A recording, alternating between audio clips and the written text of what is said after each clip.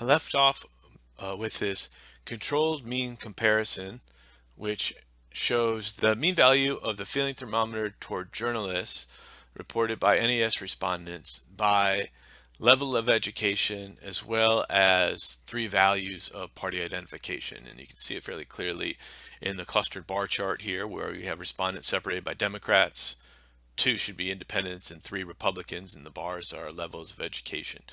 But the table and the clustered bar chart figure leave a bit to be desired here. So let's talk about ways that we could improve the table, use options to improve the table as well as the plot.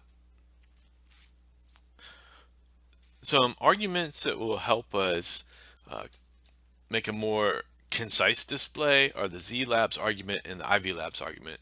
I will, in this case, I'm going to start with the Z-Labs argument. So Z-Labs works in the same way and is analogous to DV-Labs or IV-Labs. It gives us an opportunity to change the labels displayed with the values of the Z variable, the independent variable, in this case party ID. So by default, it's saying 1 Democrat, 2 independent, 3 Republican. I think I could do a little better than that by creating a vector of 3 parts. The first label will be Democrat, and then the second label will be independent, and the third label will be Republican. Let's do one step at a time here so we can see exactly what happens. So I generate the same controlled mean comparison. You can see it's dropped off the 1, 2, 3. So you see Democrat, Independent, and Republican. It's breaking here, but I think we can fix that. And then you can see some improvement in the figure already where we've got Democrat, Independent, and now it's dropping off the Republican label, but I think we can get that back. So the Ivy Labs argument, I think, will be very helpful here because the Ivy Labs, in this case, are fairly long. It's easier to see on the original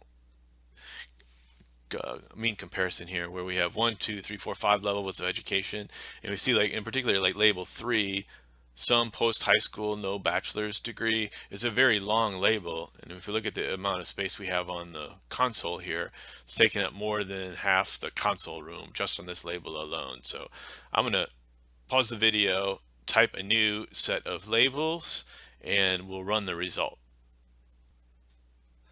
I've got a vector of new independent variable labels typed out using that concatenate function C, and inside the C, inside the parentheses, I've got 5 labels separated by commas, and I'm going to use less than HS, less than high school, some college, BA, and grad degree. And I can do that little trick where I can check the parentheses to make sure I've got the closing parentheses. I mean, if I make an error, I can fix it, but nice to avoid the error in the first place. And this looks right to me. And just take a look here. In particular, I said that the third label, 3 some post high school, no bachelor's degree, was particularly long, and we simply change that to some college because that is what it's saying. Did some high school but didn't complete the bachelor's degree. Let's run this and take a look at our resulting mean comparison table and clustered bar chart. Okay, so I think a dramatic improvement here, which is nice to see.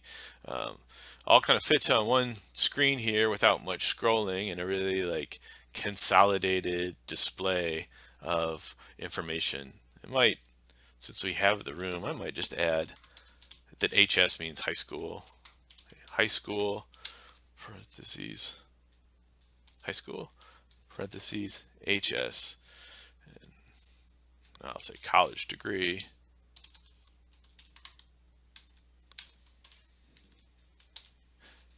I don't know if that probably would be self-evident or understood by a viewer, but I think we have the room available on our table and in the plot that we could write that out to be more clear without cluttering up the plot. And look at this nice result now, since with this is called a legend. This legend is more compact, so it's not bleeding over so much. And now we can see the labels Democrat, Independent, and Republican, which is really nice to see. We made good progress using the DV labs and IV labs arguments. As I mentioned before, this compmeansC function, like most plotting functions you'll see, have the main xlab and ylab arguments to change the main label of the plot, the x-axis label, and the y-axis label. I'm going to try to keep this video short as possible and not demonstrate those, but we could add a X label to change it from the NES Party ID 3 values, a Y lab to change it from means of NES FT journalists, and create a more user-friendly or reader-friendly title than the main displayed by the compmeansC function.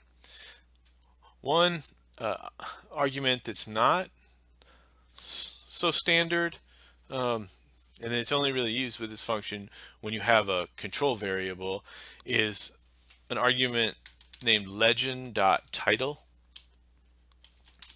And what legend.title does is allows you to replace the title on the legend on the plot. If you look closely here, you'll see that the legend, we got nice Z labels now, but the title, it says NES $educ.5cat. And I think we understand what that means, but imagine someone reading this or looking at this isn't familiar with the data set like we are, so we may want to change this to something that's more descriptive than the computer syntax that's coming out. So you might change this to education level.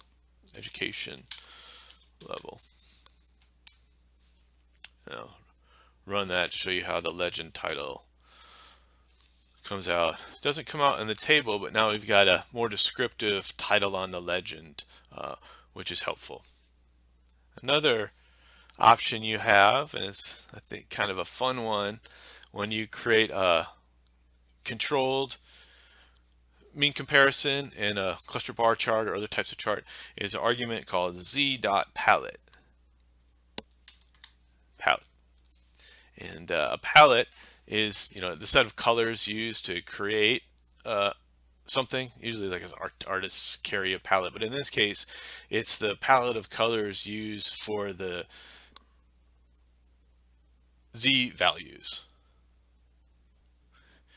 Well, to be more clear, it's the palette of colors used to display the bars or to use on the plot when you have a Z variable. So it's the palette you use when you have a Z argument.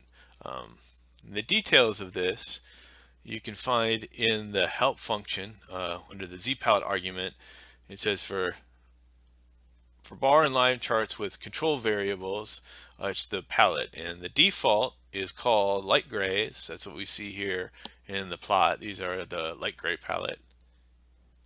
And then there are other options, and that for palette names and more information, we've got a link here to view the color palettes. And I clicked the link earlier so I could show you this. Here's the web page that the help file links to, and it has this set of palettes here, which can be color schemes you use on a controlled mean comparison plot, like a cluster bar chart or a multiple line chart. And it's got a handful of these. I think my suggestion would be not to pick the one that you think is prettiest, although that can be something of a factor, but you want to do something where the color scheme is consistent with what's being displayed. Like for example, in this case, we have like rising levels of education, so there's like a gradient between them. So it really wouldn't make sense if, say, some college were the most saturated or brightest, lightest or darkest color, because it should be in the middle of the colors. So let's pick out one that might be useful to us. How about, for fun, let's try this temps, going from green to this pink color. I think that's kind of colorful, but also a gradient here, and it's not too shocking of color. So let's try this temps, and I think this will be case sensitive, so I'm going to be careful to type it correct. Temps, capital T, temps. Let's give this a run and see what we think. Okay, there we go. So we see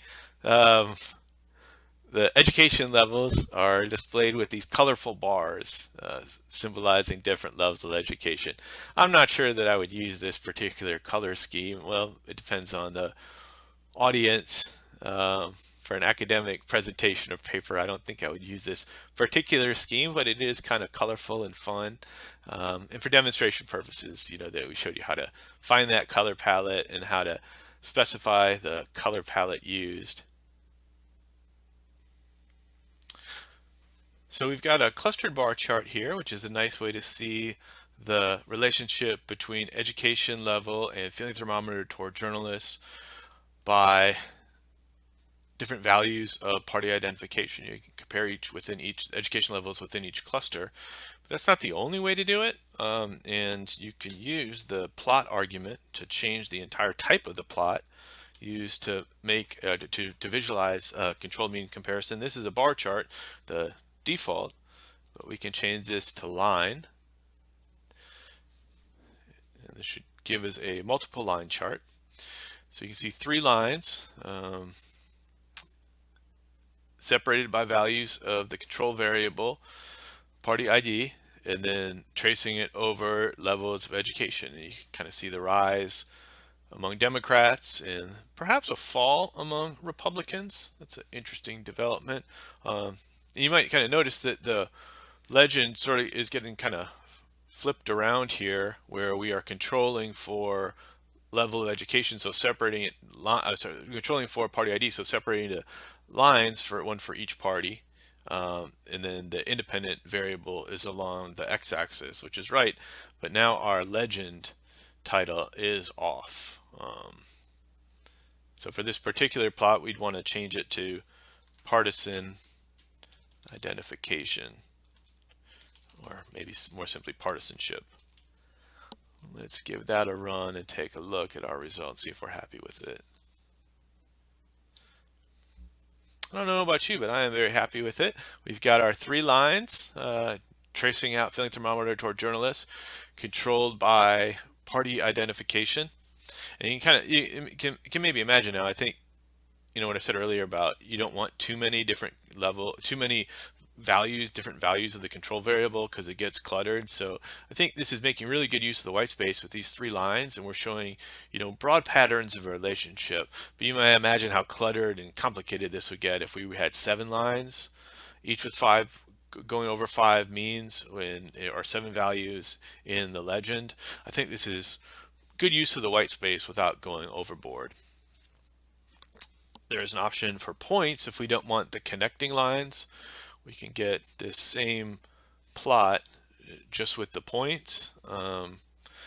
And in this case, having different shapes and distinct colors is really essential to tell these apart. If we're using the same color or same points, it'd be hopeless to tell which is which. So having a good legend and distinct color scheme for a points plot is really important.